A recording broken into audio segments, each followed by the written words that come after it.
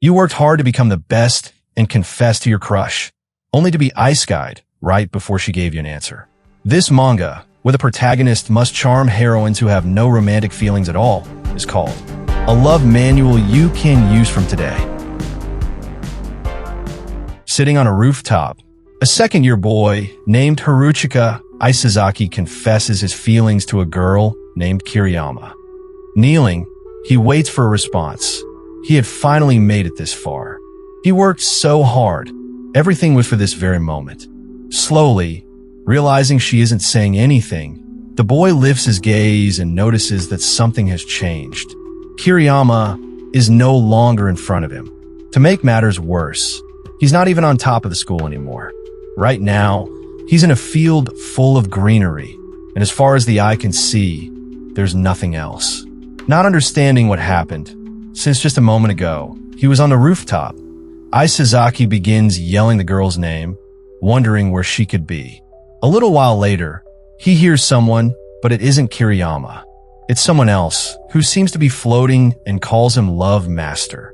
And, oh God, it's a very well-proportioned lady who would make me wonder how gravity works in this place. What if she floats up and down, changing direction abruptly in intervals of 2 seconds? Looking directly at the boy in the eyes, while I am staring at her collarbones, the woman mentions that he must be Isazaki. Seeing the boy's swift reaction, wondering who she could be, this ferocious woman lets out a dangerous yet charming laugh. She introduces herself as Goddess Clementine. She has a request for the boy. Isazaki has no right to refuse, so there's no need to bother with complaints. Yet, it's obvious the boy isn't the type to just sit back and let life happen. After finding out that this is her doing, that she's the one who brought him to this place, Isazaki lets the devils out. Shouting, he questions how she dares to do this. He was in the middle of an important confession. However, the woman had no idea, and even more, she does not give a damn. Thank God, there are bigger things about her than that arrogant attitude. Telling the boy to calm down, she mentions he will be sent back if he listens to her request. Even the little creature sitting beside her tries to convince the boy to chill. With his eyes still gazing at that woman, but slowly calming down, Isazaki questions if he is going to be sent back right at the moment of his confession. Right after the situation's tension decreased, Isazaki inquires about his mission and finds out he is supposed to save the world. Nothing new compared to other isekais. What makes this adventure different is that the boy does not have to defeat the Demon King or anything like that. The Demon King was already defeated last week. However, he will be revived in 30 years, which is a totally crazy situation. The thing is, by that time, the next generation will take care of defeating him. What is different this time compared to other times is that, just before dying, the Demon King cast an absurd curse. Somehow, I start disliking this woman because of her behavior, but while I look at her saying it's troublesome because the Demon King did this only to annoy her, something starts itching my body. My blood starts running again through my entire body. This thing is not that unexpected, though. The Demon King was defeated and revived hundreds of times. Moving on, Isazaki wonders what he must do, and this is where things get interesting. Apparently, the curse bestowed by the Demon King is that the next generation of heroes, who are supposed to defeat him again in 30 years, will not be born because the 7 girls who were supposed to be their mothers had their feelings of love stolen. Hearing that, Isazaki seems to be in a complicated situation, not really understanding the big deal. But apparently, seeing his expression, the goddess starts fuming.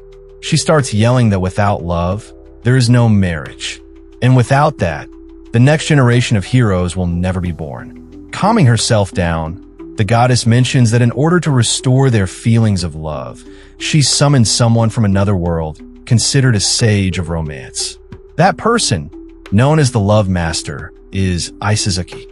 Hearing her address him as Love Master, the boy feels embarrassed, and most importantly, what does this have to do with him? However, the goddess starts speaking with her companion named Jabril, questioning if the person sitting in front of them is really him. The boy does not have a Love Master aura. Who would even fall for someone this unreliable? However, little Jabril mentions that she is the one who said he was the right choice. Right then, the boy seems to change his demeanor, and calling her a useless goddess, Isazaki mentions that it's true he has mastered all knowledge about love, but she seems hard to win over.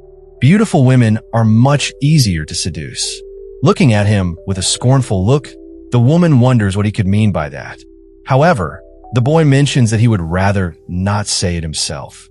Right then, the woman starts moving closer and angrily tries to grab the boy by the shirt. Yet, this was calculated. Right at that moment, the boy moves his head towards her, making their faces very close to one another, saying that it's disrespectful and telling him to let go. The woman starts sweating because of his intense stare. The next moment, her cheeks turn red and she silently mentions, "Don't look at me like that. I'm not beautiful."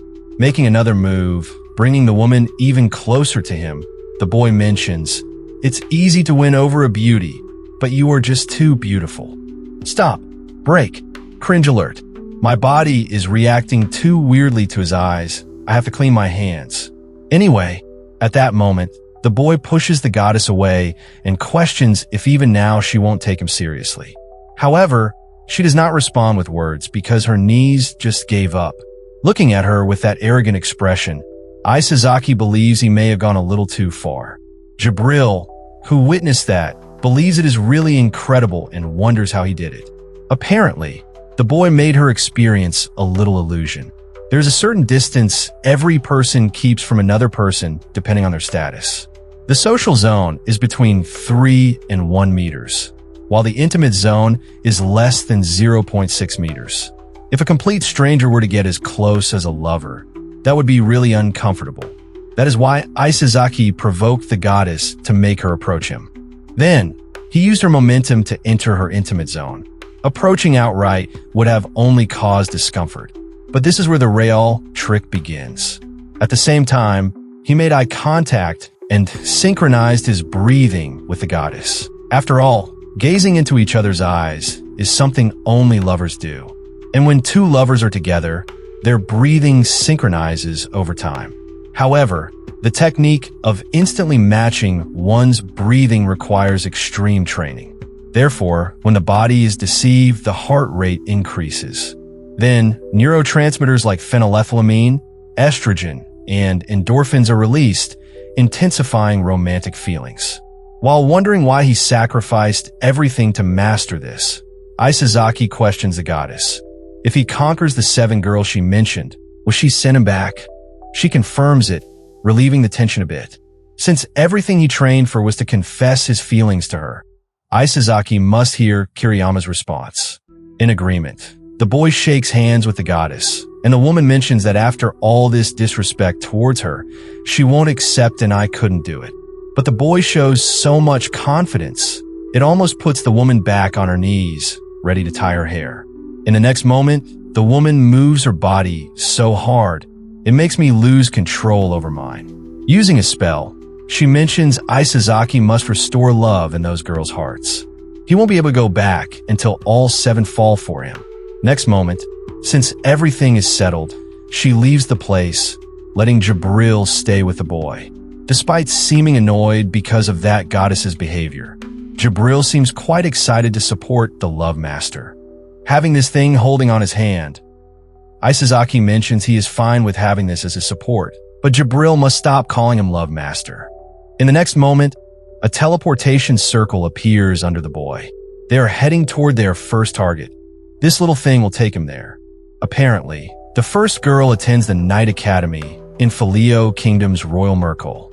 However, there's something else catching the boy by surprise. Things are getting more and more like a fantasy. The first girl is the youngest daughter of a noble fighter clan. They hunt monsters near the Demon King's border. Hearing that she must be part of a clan of fighters, the boy starts believing that girl must look similar to an orc, full of muscles and hands so calloused it would take all the pleasure away, leaving only blood where skin was once on your body. Turns out, Jabril already arranged Isazaki's transfer to this academy. He is going to be an exchange student from another kingdom. Isazaki would be in the same class and seated next to his target. On his way down from the clouds, The boy tries to stop Jabril from moving so fast since he does not know the rules of this world, but this thing lets him know there is nothing to worry about. Only he can see him, and Jabril would sit by his side the whole time. Finally, they arrive at the university, or better said, a coliseum, where one of the fighters is the boy's target. Looking there, a huge bald man is throwing his sword forcefully, but dodging his attacks swiftly, using her two swords. There's a woman who just won the duel. This girl is the first one. Her name is Lady Marion Bonnet. And listen here, if she can wield that big sword with so much skill, I wonder what other things she could do with those strong-ass arms. Right now, all the students are inside the classroom, and the teacher is introducing a transfer student. Inviting him inside, the teacher presents him as Haruchika Isazaki, a student from a neighboring country. Isazaki, standing in front of the class, with one hand on his heart, tells everyone that from today, he will be studying with them due to certain circumstances he had, but he would appreciate their kindness. Looking at him, most of the girls seem smeltered by his calm demeanor and elegant manners. They even assume he could possibly be a royal in disguise. However, this is the result of his hard work. The first impression is important, and he had mastered the art of creating the impression he wants. A gentle smile with a low voice, speaking slowly and clearly, dividing sentences meaningfully. With this, he should be giving off the impression of a good-natured, elegant, and intelligent person. Now that the introduction is finished, the teacher looks for Marion, and after locating her position in class, he sends Isazaki next to her. Taking the seat next to Marion, the girl welcomes him with a smile. Apparently, Isazaki was expecting some kind of Amazoness, someone who would stand out with an amazing body and incredible charm that could make me, the scriptwriter, and you, the spectator, have a really hard time dealing with her appeal. However, she is just a cute girl. Using his appraisal skill, the boy can see some information about the girl. There, he sees her current romance value is 0. Therefore, he must raise this up.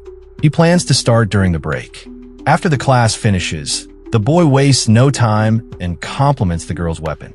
She quickly shows a smile. Happy Isazaki could tell. This she designed from scratch and had the best blacksmith in their territory forge it. Looking at her with those empty eyes, his head tilted just a bit, the boy suggests that if she can handle that weapon, she must be really strong. And with some confidence, Marion tells him she really is, to some extent. After the girl says he should call her by her first name, the boy believes he got her. The trick to getting close to someone is to bring up their strong points. Ask about what they want to boast about, agree, and praise them, and their affection will rise on its own. Therefore, the boy mentions the fight she had the other day. Yet, later on, Isazaki seems to be angered. Marion's romance value did not change a bit. He believes he got a reaction that felt like he was just 1 or 2 steps away from winning her over. And yet, that meter did not move at all. Meanwhile, the little thing flying above his head tries to calm him down. It's only the first day. Showing his true colors since there's no one in the class, the boy speaks more freely with Jabril, wondering if the affection value even moves. And yes, it should, but for it to still be 0, this is the first time something like this has happened, so nothing can be said for sure. Standing up, finding this information useless, Isazaki starts walking in the hall. If the premise isn't clear, there's no way to figure this out. Is Marion just special or not? The boy must test it on other girls. Right then, Isazaki sees a girl in the hallway. She's got that scary face that makes something itch in my body. Somehow annoyed, the woman wonders what the boy is looking at. But that was in the past, because the next morning, her romance meter reached 100. And that's not only her. There are countless girls looking at Isazaki through the window, waving at him. Looking at this scene, it becomes obvious. The only abnormal one is Marion. Since yesterday afternoon, Isazaki tested various interactions with the girls he had the chance to meet, and all of them had their affection values increase normally. Or rather, since they weren't jaded, they were pretty easy to win over. Moments later, Marion enters the classroom and takes her seat next to Isazaki. When hearing the girls say he's really popular, he mentions that everyone is so friendly. However, personally, he would like to get closer to Marion. He desires the two of them to be closer friends. Laughing it off, Marion says people often tell him his smile looks fake. Yet the boy is so focused on that romance meter that is not moving at all. He shows an angered expression. All his attempts to provoke her missed completely. He needs some kind of opening to turn this around. Later, at the Coliseum, Isazaki wonders what he is supposed to do here. He must figure something out. But then, Marion catches his attention, saying that being lost in thought during sword training will get you seriously hurt. Looking around, even if he can't match Marion, the other students all seem insanely skilled. Now, facing her, the boy takes a pose and is about to start, just imitating what the others are doing. Looking at him, Marion seems quite disappointed. That stance he's got there, he must be a total amateur. However, the boy tries to tell her that it's not the case, but she won't believe it. Next moment, she moves quickly and points the sword right at his neck, millimeters away from decapitating him. With this, the girl proves her point. Even Isazaki is surprised. She stepped in without him being able to see her movement at all. Despite remodeling his body just to be more attractive, he was confident in his athletic ability. But now, he's shaken. Grinning at him, Marion says there's no way a complete amateur could have passed the transfer exam for a night academy. He must have some kind of secret. Right then, someone could be seen flying in the background. All the students have been taken down. Apparently, it was a 5 versus 1 fight. The only way to make the match fair. The guy fighting solo? Dean McAllister. He's said to be the strongest in the night class. With ease, he dodges and takes down everyone. He even mocks those who can't do anything against him. Looking at him, Isazaki is frozen. That guy is strong. No, he's on a whole other level. Then, Dean catches Marion with his eyes and approaches her. It's about time you accept your fate, he says. Someone of my stature is willing to take a stained woman like you as his wife. You should be grateful. However, she never asked for that. If he prefers a more traditionally feminine girl, she would be happy if he looked elsewhere. Not making a fuss about it, Dean leaves, letting the two of them alone. Isazaki, now curious, asks what that take as a wife stuff is about. Apparently, that person is her fiancé. Since Dean is strong, and in the Bonnet family, strength is everything. Before she knew it, their families had already settled the engagement. No one asked her. All that's left now is for the two of them to fight. If he proves he's truly stronger than her, it's decided. But she doesn't want to get married. She wants to become a knight. That's her dream. Therefore, she refuses to fight. She knows she's just delaying the inevitable, though. Not realizing what's about to happen, with just a few simple words, the boy asks, "Even you couldn't win against him?" Then she shouts at him. But there's something else happening behind the scenes. A sound can be heard. Looking at the romance value, it changes. Right now, it's at -2. Realizing it's dropping into negatives, Isazaki smirks. He's realized something. The following morning, Marion seems annoyed, and everyone can see it. That becomes especially obvious when Isazaki wishes her good morning and the girl says nothing. Seeing that the little thing, Ghibli, freaks out. What are we going to do? Her romance value is in the negatives. But Isazaki seems more annoyed by him than anything. He already has everything planned. After what he found out, the boy puts more pressure on the girl. He tells her that not fighting is the same as forfeiting, but the girl keeps denying it. Then, he even shows his dark presence, telling her it should be fine since their family's already settled it. If you don't want to be called a forfeit loser, just fight and lose already. Who knows? Maybe getting married, having kids, and starting a family wouldn't be so bad. That was enough. The woman, clearly irritated, shows off her well-maintained posture while grabbing the boy by the shirt and loudly declares, "I want to become a knight. Getting married and having kids? That's out of my range. I'd rather leave this world than do something as disgusting as that." Hearing the word disgusting was exactly what Isazaki was looking for. With absolutely no romantic feelings, if someone tells you to get married and have kids, it's normal to feel like that. Therefore, right now, Marion, with her muscular thighs that could break my head the same way they could break a watermelon, has her romance level at -50. It dropped another -10 from yesterday, making it clear she stewed over it all night and got even angrier. Ghibli starts freaking out. What are we going to do now? She completely hates you. But this is completely fine. There's no problem at all. They're still heading straight for the goal. After all, falling in love happens in an instant.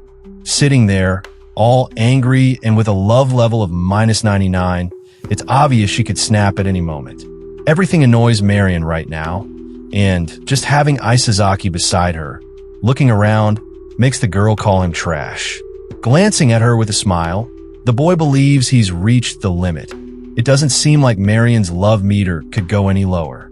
From behind, Ghibli is freaking out as always, suggesting that things are getting out of control. This isn't just simple dislike. She practically has murderous intent. However, Isazaki has everything under control. All that's left is the opportunity. Right then, the big, strong guy who's supposed to be Marion's husband approaches the boy angrily. Throwing a letter on the table, he demands to know what it means. Apparently, it's a duel challenge, and with confidence, Isazaki mentions that Marion's family wants her to marry the strongest guy. He doesn't believe that guy is this one. From behind, Marion wonders why Isazaki is getting involved. This has nothing to do with him. He's only getting more annoying. With a devilish smile, the big guy suggests Isazaki has fallen for Marion, so he can have the monkey girl instead. However, Dean can't overlook Isazaki claiming to be stronger than him. And hearing the boy say he didn't ask for any of this, it's settled. In 7 days, at a time and place chosen by the boy, Duran will teach him a lesson. Seeing all this, Isazaki realizes the love level can drop lower than -99. Now, it's at -100. Staring at Isazaki, she wonders, what kind of harassment is this? Gazing back at her, the boy mentions he doesn't want her to marry Dean.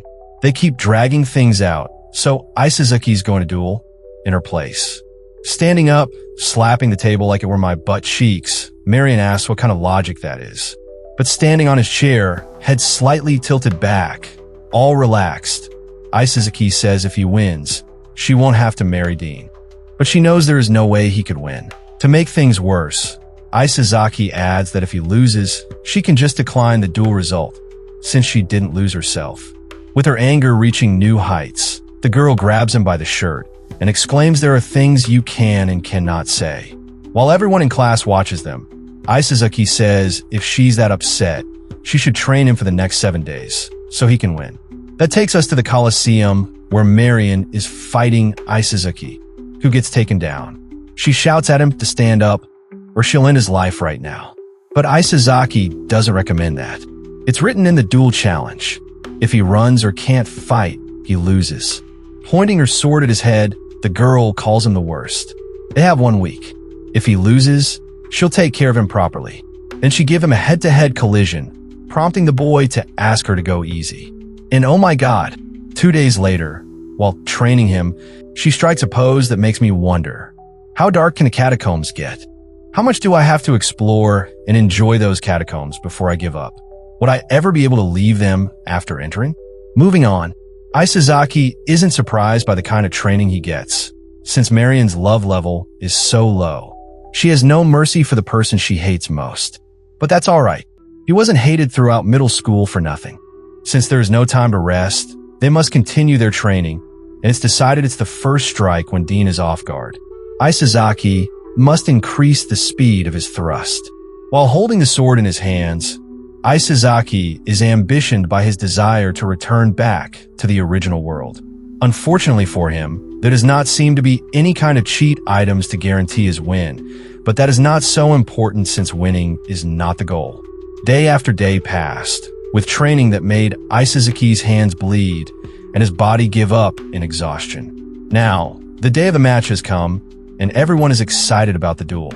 Dean, with his arrogant demeanor, tells Isazaki to be grateful since he is willing to participate in this foolish charade. Gazing back at Marion, the boy thinks over how he does not need to win, but he has to fight to win or he will fail. Now it's time for the match to start. The duel will end when one of them lands a lethal blow, and the arena has magic to lessen the damage of lethal attacks. With further redo, begin the match. In an instant, Isazaki takes his pose and starts charging towards Dean, who did not expect that. With that surprise instant attack, the boy manages to deal some damage, yet it was not enough. He missed the spot. Angered by what just happened, Dean gives the boy a knee to the stomach, making him fall to the ground almost immobilized. Apparently, Dean changed his mind from taking him down with only one strike. He won't end this easily. While trying to stand up, the boy knows he must stay conscious and smile back at him. This is exactly what he wanted. Angered, Dean starts attacking, and it's obvious they are not at the same level. While trying to defend himself, most of the attacks reach Isazaki's body. Dean could take him down in one strike, but Isazaki must avoid that. His first strike isn't the lethal blow. That's just to provoke him. Winning or losing does not matter. The goal is to make Marion regain her feelings of love. Therefore, he keeps on trying. Isazaki tries to inflict some damage, but misses everything. Instead, he is being beaten to the point where everyone realizes this is not just a match. It's a massacre. They even start shouting he should surrender. However, Marion seems to be actually worried. While taking back his pose, the boy knows there is no chance of winning. Right then, Dean mentions Isazaki must be really weird to fight for such a mountain monkey girl. And when the boy tells him to shut up, Dean charges in with his super speed. In the next moment, something I'm not sure I could show you is happening, but the boy is being taken care of big time. From the side, Marion wonders why is he fighting so desperately. Even the referee is not sure if this match should continue, but Isazaki just smiles.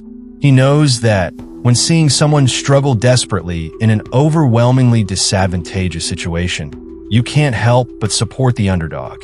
And that is obvious when people from the crowd are showing their surprised expressions seeing him still standing. Even more, Marion is not an exception to this inherent psychology. Right now, while remembering what Isazaki said, she cannot do anything but wonder why is he supporting her. A moment later, Marion can be seen shouting Isazaki's name with tears in her eyes. That shouting attracted Dean's attention. But more importantly, at that moment her emotion resolves the contradiction with action. Her love level starts changing rapidly and the woman can be seen shouting out loud, telling Isazaki to win. Right now, her love level changed 360 degrees. Instead of -100, it stands at +100. Back to the duel. That moment Dean lost focus. Isazaki took advantage of it and managed to land a final blow, putting the big bull down on his floor. With that, the game has finished and the winner was decided. Isazaki managed to beat Dean and everyone starts shouting, making noise for the winner. As he is about to collapse, Isazaki ponders over how winning wasn't necessary as long as Marion regained her feelings. But the moment she called his name, Dean's consciousness was completely taken. Jumping on the boy, giving him some medication I've been craving for, Marion can't stop pushing her lovely healing pillows on his face. Right then, Ghibli wonders what just happened. Why did the love level change so drastically? Apparently, what Isazaki has done is called the Franklin effect. This is named after the method used by American politician Franklin to win over opposing party members. Human emotions and actions always align. This time, by taking the contradictory action of supporting a man she hates, cognitive dissonance occurred within Marion. Emotions won't tolerate actions that contradict them, so the emotions change to align with the actions. In other words, by supporting him, Marion's brain was tricked into thinking she likes him, and her perception was altered. Therefore, by lowering the love level to the extreme, the dissonance would cause significant rebound. That was the plan since her love wouldn't rise normally. It was a gamble. As they calm down a little, while Marion thanks the boy, Isazaki closes his eyes slightly and is about to say something, but is not able to finish. That is because his mouth was being taken over by Marion's. Apparently, this was the first time each of them had a collision of their lips. And hearing that she is Isazaki's first partner, Marion shows a weird expression but quickly changes it to happy, mentioning having her husband's first kiss is the best. Wondering what does she mean by husband, Marion mentions no take-backs allowed. She has fallen for him so much, he must take responsibility. However, it will be tough to convince the Bonnet family. Therefore, Isazaki must become stronger than her. That is the moment when Isazaki realized he might have overdone it. The following day, things really heat up in the classroom. Everyone looks at the back seat, where Isazaki feels quite awkward having Marion look at him with those lovely eyes. Apparently, her love grew so much she cannot let go of him. More than that, right now, she's glued to his body, making the boy wonder what she's doing. While mentioning that she has an incredibly beautiful face, the girl explains this is her way of flirting. Hearing that, all the boys in the class get annoyed.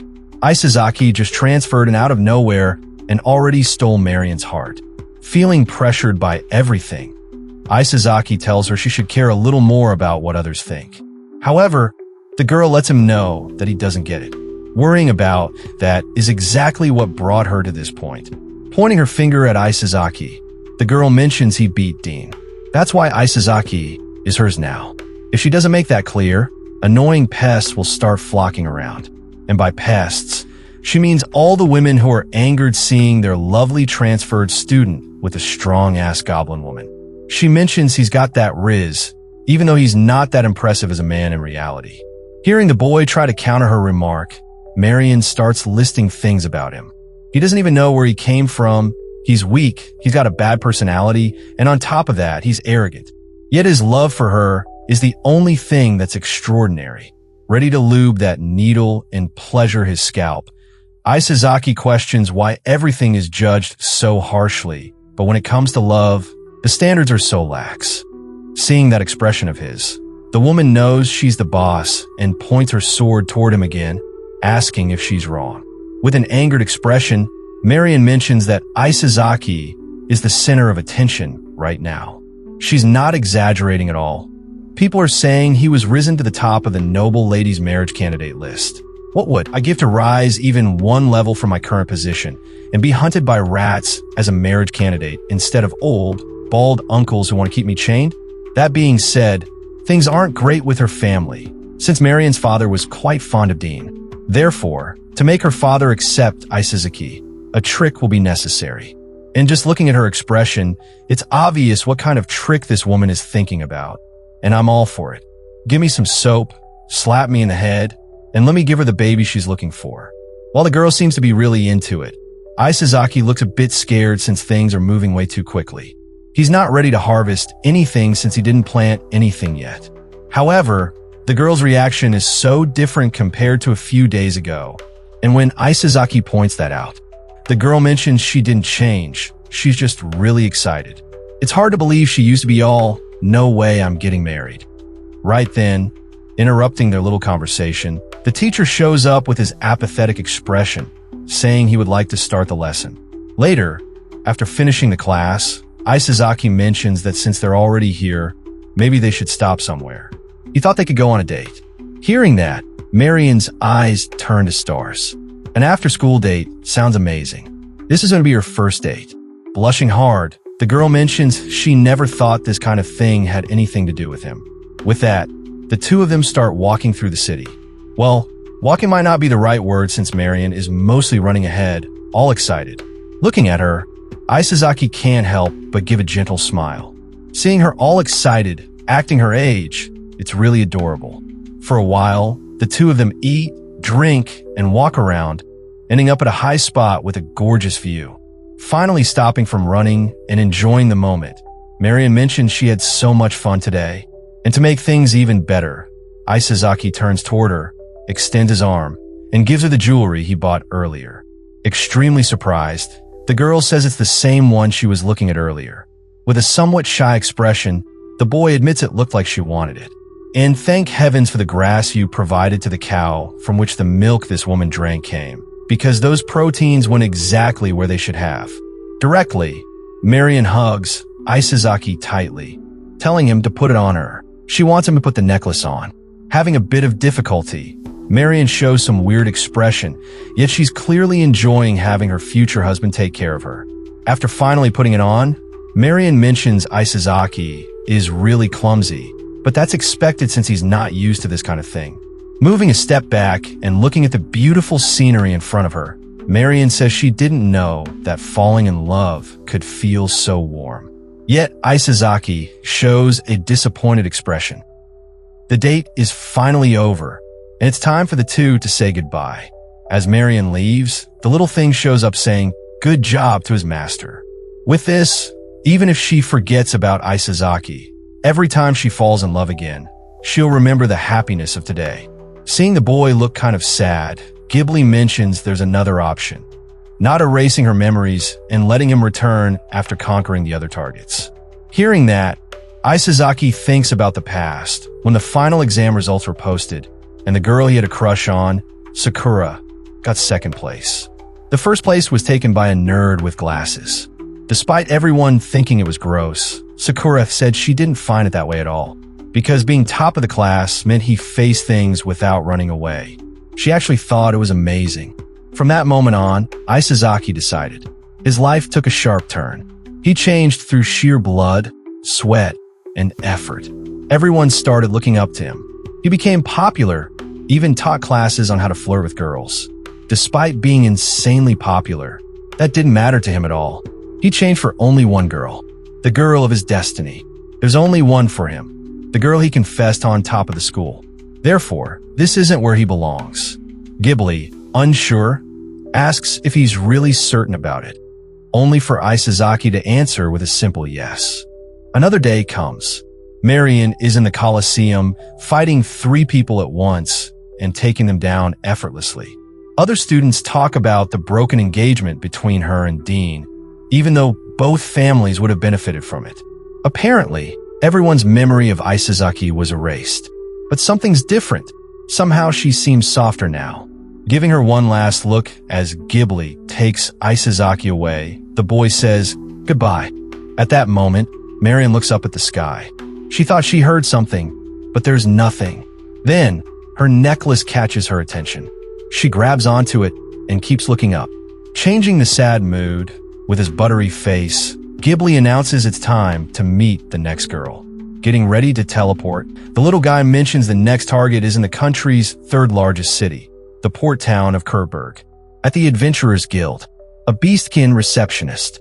And, please hear me out, if she were to wear jeans, would those jeans have a hole for her tail? Or would the tail stay inside the jeans? Hearing his next target is a beast man named Lily, Isazaki creates an image that may not be appealing for many, but for those of you who are truly people of culture, those fangs accompanied by that long ass, sweaty tongue would be more exciting than a jar of peanut butter accompanied by a hungry dog. Wondering how beastmen are treated in this place, Gibby says there's not much difference from racial differences in the Master's world. There are those who discriminate against them too. They originally lived in the northern mountain areas, so they are quite rare in Kurdoberg, which is a southern port city. Apparently, the guild master of Kurdoberg noticed her excellence and brought her here from the center. Therefore, this is excellent. If she's the arrogant type, it would be easier. But this is not the case. Lily is not that type, and right now she has no adventure assignments at all. Wondering what is with that, Isazaki mentioned she should be excellent, but the thing is all the adventurers she managed kept on dying one after another. That is why they call her Death Lady and avoid her. This could make it seem she brings bad luck, but this is ridiculous. Therefore, if she's been oppressed and weakened, it would be easier to exploit. Arriving in front of the guild, Isazaki is ready to start his strategy. Looking inside, people remark him, yet the boy already detected his target who looks all gloomy. Even Lily remarked him, since that is a face she does not recognize. In her opinion, he could be a new adventurer. Right off the bat, another woman approaches the boy, asking if this is his first time here. Finding out the boy was looking for the adventure registration place, she tries to get him to her desk. However, after finding out this woman will be in charge of him if he registers now, Isazaki mentions he would prefer the girl with beast folk ears and a much better first impression. More than that, a fluffy tail you could play around with and make her tremble while playing with it. Hearing that Isazaki wants the other girl, the first woman seems annoyed. Even Lily got surprised by what she had just heard. Furthermore, Isazaki mentions if he got to see someone's face every day, he would prefer it to be a girl of his type. What the boy just said came out as that he does not believe the first woman is his type, and when confirming it, the woman bursts out. Right then, another adventurer calls him, accompanied by 2 others. The man tells Isazaki it's absurd to ignore the most popular adventure receptionist. Even more, Lily is jinxed. He even tells the boy she is called Death Lady, and every new adventurer she manages ends up dead. While Lily loses hope, Isazaki just pushes the man's hand away and suggests that if he breaks the jinx, the story ends here. Annoyed, the other adventurer gets even more aggressive and mentions he was being kind by telling him that, and grabs Isazaki by the shirt. Yet Isazaki does not give a damn. Pushing the man to the side, he tells him that it's called unwanted advice and heads toward the girl. Now, facing Lily, Isazaki shows his smile and tells the girl he wants her. This statement makes the woman rumble in her words while sweat is going down her face, reaching extreme points on mountains of pleasure where one could only dream to be. Observing the girl is not really able to say anything, Isazaki mentions once again he wants her and she does not have to worry. He will never die. However, the girl has heard that before, yet nobody comes back. Following that, Isazaki tells her that if he dies, she can despair then, but of course if he dies, everyone dies. This statement confuses the girl, and me as well. Looking at him, Lily mentions he is really confident, but then Isazaki says he can't take his eyes off her because she seems so reckless. With a somewhat shy expression, Lily mentions she does not care whatever happens. It is time to start with the registration documents, and during this time, both the other receptionist, who has an expression that makes me believe she needs to visit the restroom really bad and take out the dirt snake, and the three adventurers are staring at Lily and Isazaki. Moments later, outside the Adventure Guild, Ghibli is happy after having a successful contact, but Isazaki seems to be bothered by something. Apparently, he uses appraisal skill when they parted ways. The girl's affection level increased to 32. Thinking about it, Lady Marion's affection level, even after doing all those things, never changed. Thinking about it again, it's certain that in that situation, he almost unconsciously used techniques to increase a girl's favorability. Humans subconsciously rank each other. In front of her, Isazaki told another receptionist he would prefer her over the other. By doing that, he showed that she is superior. And when flirting with a girl, this works. When everyone recognizes her higher rank, there is no reason not to feel favor. Thinking about it, Isazaki believes they might have targeted the wrong person, but that's not the case. With that being said, the situation is different compared with Marion's. As Ghibli wonders if it's not good if her affection level increases naturally, Isazaki suggests that this time things will be going smoothly, or at least he hopes so. Outside the city, ready for his mission, Isazaki believes this is a staple in isekai stories, collecting herbs. This seems rather lazy. Looking at the map, they must go half a day west of this town, where there's a forest with a herb colony. The request is for 20 plants. Surprised, Ghibli wonders if his master is really going herb gathering, and it's obvious he would go. Even though Ghibli can produce as many herbs as needed, that won't work. Now is the time to build trust, and cheating would be evident. Moreover, girls are sensitive to such things. The following day, at the Kurtoberg Adventurer Guild, as Lily mentioned, she said she wouldn't take charge of anyone again. The constipated lady suggests beastmen are liars after all, saying she is not, and mentioning she said she would never take charge again if it brought misfortune to anyone. But Isazaki said he is her last chance. He assured her he will never die. Therefore, she wanted to believe him. With an evil expression on her face, the lady says she hopes this won't lead to regret. Even more, despite being so confident, Isazaki's experience as an adventurer is 0. He could only register as the lowest, 10 rank. The only request he could take was herb gathering. A bit disappointed, Lily mentions she got surprised as well, but in the next moment, Isazaki enters inside the guild. Seeing the boy, Lily quickly stands up and wonders if he got hurt. With an overwhelming expression of happiness, she grabs his hand and asks if there are any places that hurt or feel uncomfortable. And let me tell you, there's a big spot where it hurts me when looking at her. For some reason, my left wrist is in huge pain. Apparently, while collecting those herbs, Ghibli did most of the work since they were on a sheer cliff. He kept his master from falling by making Isazaki float. As her knees give out, the fluffy-looking lady mentions she's glad. If anything had happened to Isazaki, she would have done something drastic. Seeing her reaction, the level of affection must have increased significantly. But when using his eyes to detect it, Isazaki is disappointed.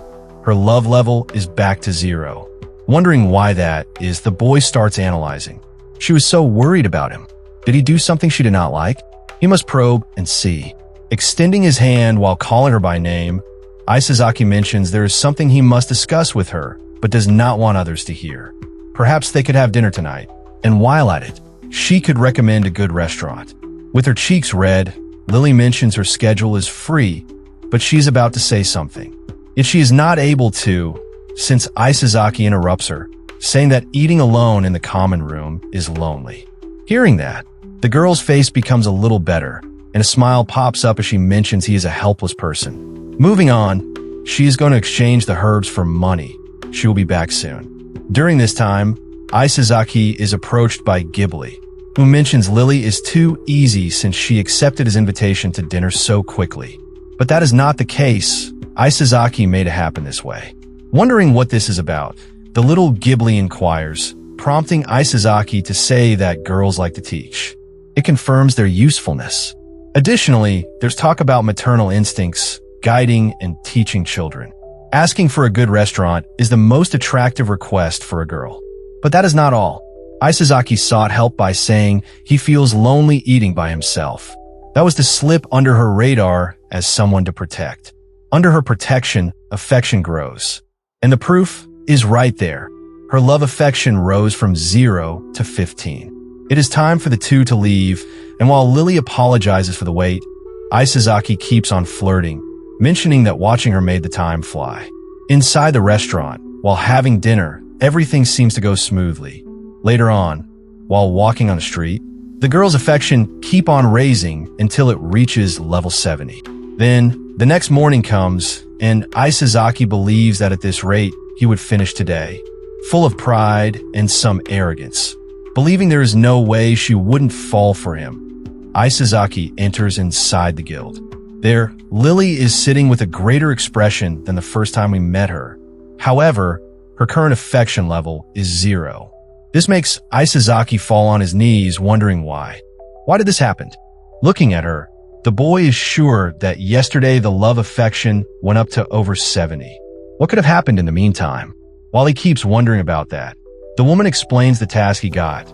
There's a dungeon that's already been cleared, and if left alone, monsters will start spawning. Therefore, the guild asks people to exterminate them regularly. As she keeps speaking about it and telling the boy that on the first floor there are only goblins, Isazaki keeps thinking about how yesterday the rate of increase slowed down after hitting around 70. That means if he moves away from her, the love level will go down. Would this be the end? Is it required for him to live his entire life glued to this woman and have half fox brats?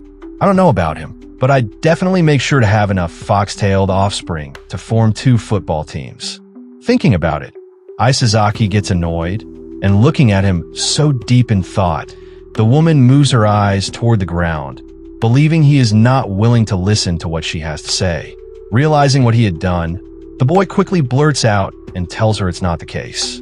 Even though it's been cleared, they still have to exterminate the goblins on the first floor. Hearing the boy actually listened, the woman is relieved.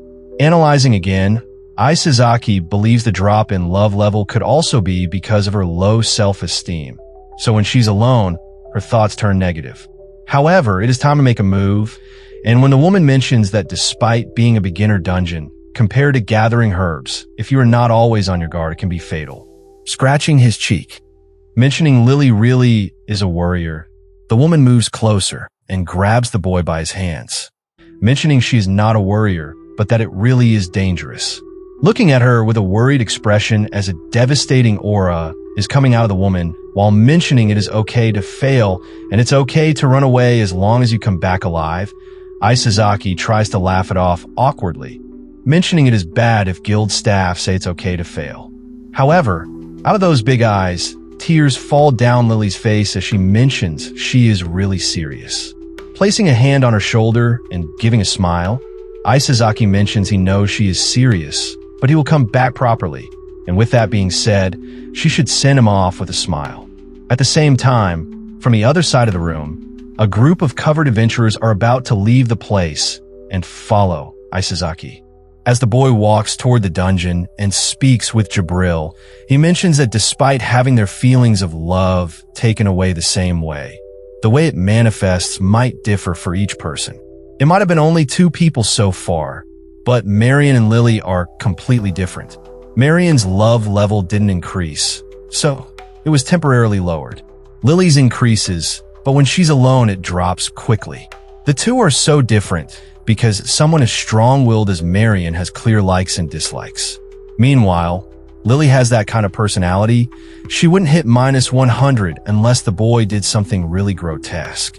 Wondering what Isazaki will do in this case, the boy mentions he must find a way to spend more time with Lily. But before anything else, they need to exterminate the goblins. Yet Isazaki would like to find a way to avoid it. Not understanding why the boy said that, Jabril mentions the goblins aren't that strong, but the real thought behind it is that people raised in modern Japan do not have any experience with killing anything, let alone those that take human forms. Arriving in front of the dungeon, there is a sign saying, "Danger to life beyond this point." Only adventurers are allowed to enter this place. Moving on, the boy starts descending into the dungeon, and the place seems way brighter than expected. Apparently, there are lighting magic tools that have been installed after clearing it. As he keeps walking around, out of nowhere, Jabril tells his master to stop, and the next moment, right before taking his next step, Isazaki stops, and when he looks underneath, he sees it. A pit trap that has already been triggered. A pit with a bottom that cannot be seen. Next, Jabril mentions there are 2 goblins ahead. However, Isazaki is not able to see them since his eyesight is not as good as the angels. Followed by that, the boy arrives behind the 2 goblins and starts charging toward one of them. Despite the thoughts he had earlier while coming to the dungeon, he penetrates the goblin's body without thinking too much about it. Despite this being his first real battle, the boy manages to take both of them down without getting hit. However, something is wrong. Someone is coming from up ahead. Not only that, but someone is coming from behind as well. This time, it is not Jabril's eyes, but his ears that allow him to detect the enemies. Thinking about it, others might have accepted the same extermination quest. Isazaki realizes he is not in a good position. As the other adventurers approach, he starts shouting, asking who they are. The next moment, they all start charging toward him, and that makes Isazaki think about his training with Marion. It was during the time she despised him, but still acknowledged his stamina and sense for it. However, he is lacking in actual combat experience. First of all, he is way too scared. If he freaks out at everything, he is going to die. Therefore, he must stop being a coward if he wants to win. And that leads to this moment, where Isazaki counterattacks the other adventurers, managing to push them back a little, but still that is not enough. With his back against the wall, he wonders if they are seriously trying to kill him. The boy realizes this gang is not even close to Marion or McAllister, but 6 people put him at a disadvantage. What could be their goal? That moment, as he says those words, the boy realizes something, and when Jabril mentions he is going to teleport them out to escape, Isazaki refuses and starts whispering something into his ear. Followed by that, the boy charges one more time and breaks through one side of the hall. However, he gets hurt during his maneuver. Yet that was not enough. Isazaki keeps on running, having the other criminals following him. With Jabril in front leading the way, the boy arrives at the location he was heading for. In front of him is the pit he came across earlier, and he jumps straight inside. Looking at it, the adventurers that tried to exterminate him believe he is done for. If you fall down there, nobody can escape. However, that is not the case for our boy, who has Jabril by his side, who uses teleportation magic to take them inside the tavern's room. Thinking about it, Isazaki realizes that at this rate, no matter how many lives he has, it won't be enough. Moving on, Jabril wonders why he had to do that, why Isazaki planned on being teleported only after falling into the trap. It would have been safer to teleport right away. The reason for that, Isazaki needed those people to believe he died there. That is because he saw it, a way to make Lily fall for him. The following day, inside the cavern, while people are having fun and drinking, Lily looks devastated. She knows that no one is coming back. Thinking about it, this has happened every time. All the adventurers she handles never return, and slowly people started avoiding her, calling the girl the death receptionist. However, a moment later, someone opens the door of the guild, attracting everybody's attention.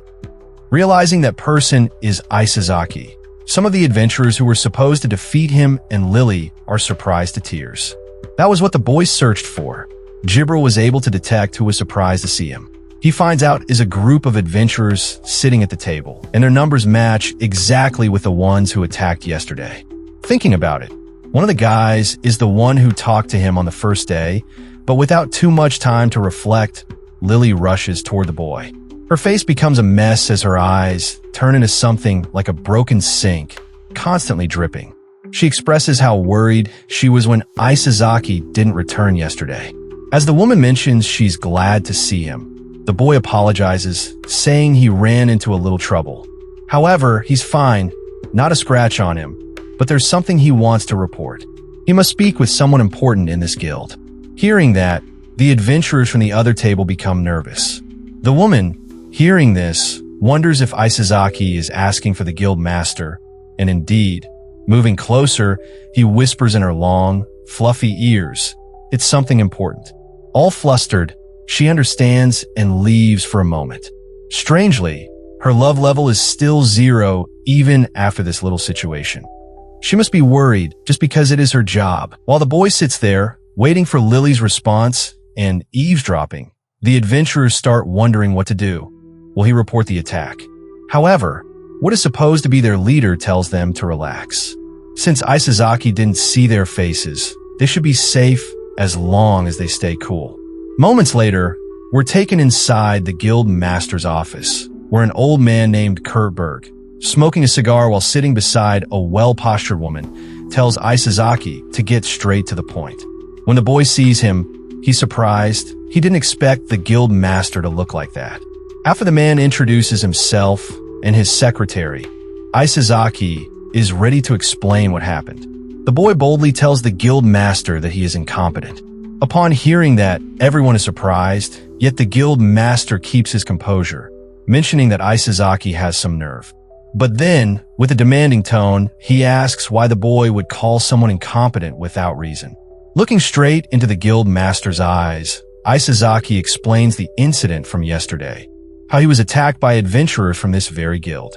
The guild master admits that is definitely against the rules, but argues that if Isazaki is truly an adventurer, he should have been able to handle it himself.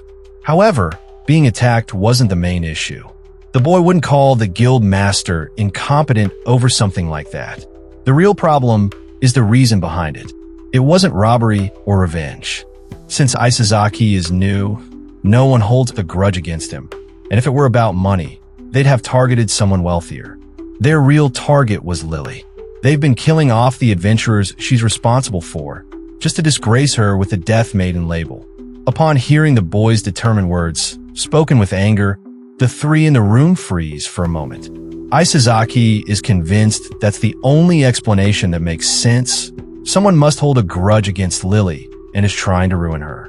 After the guild master ensures a private conversation spell is active, Isazaki expresses his anger by shouting that the guild master is the one who brought Lily here from the central branch.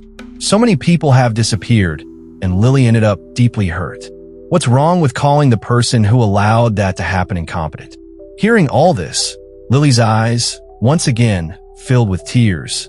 The guild master says he understands what Isazaki is trying to say, but wonders, why would someone want to disgrace Lily? What's the motive? That's something Isazaki doesn't know. It's the guild master's job to figure that out. However, the boy does have one suspect. When the secretary mentions they should catch the attackers, the boy stops her, calling the woman an idiot and wondering if there's anything in her brain besides fat. Furious, she gives him a death stare and grabs a pocket knife, ready to silence him. But the guild master stops her. Those guys are just expendable. Even if they're caught and interrogated, there's no guarantee they'll reach the mastermind. Hearing that, the master agrees to let the boy monitor them and asks who he suspects. Isazaki tells Lily it's the guy who picked a fight with him on his first day. His name is Sledge. After that, Isazaki grabs a chair, sits with confidence, and states his request. Until those guys are caught, he wants to go into hiding for his own safety. The guild should prepare a place where he can lay low. Therefore, there's a cabin the guild uses to shelter clients, and the boy can use that.